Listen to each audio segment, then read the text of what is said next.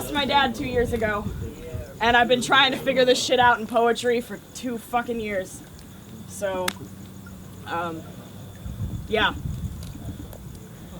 The summer I turned 20, I cut off all my hair, got wicked drunk, and took shots at the stars. I kissed a girl for the first time. Yeah. I didn't fall in love, but I tried to. It was the summer where 3 people died, where tragedy was never more than 2 weeks away from itself. First, it was Allison's brother, then Mary's fiance, then my father. 1, 2, 3, the men in our lives gone in a heartbeat.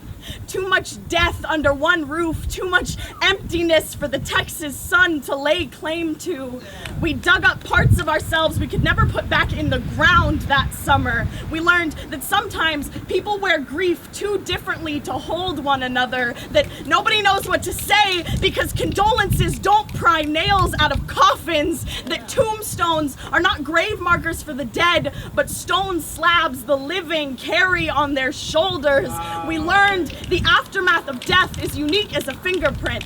Allison's was brave, Mary's was quiet, and mine was furious. I wasn't done with him yet. Wow. There were too many battles left unfinished. This was not how I wanted to win the war. Grief looks ugly in the mouth of a girl still relearning how to love her father. It is a useless extra limb on the body of someone with 10 years bad blood to make up for. When you know your father as little more than sickness in a skin suit, there is nowhere for the rage to go when you've lost him.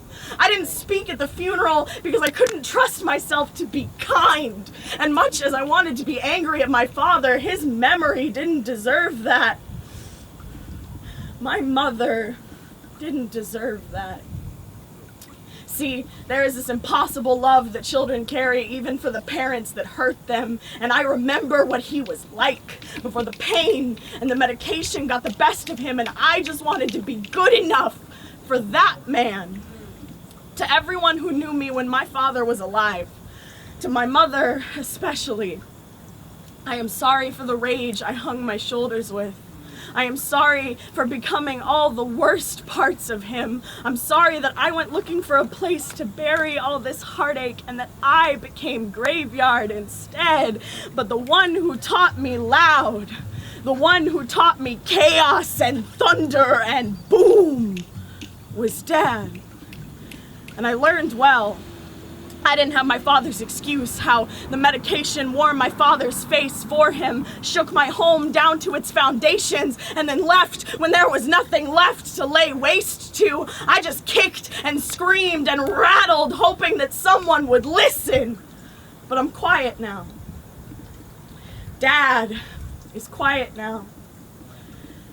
And sometimes I still miss the way his voice could fill the house.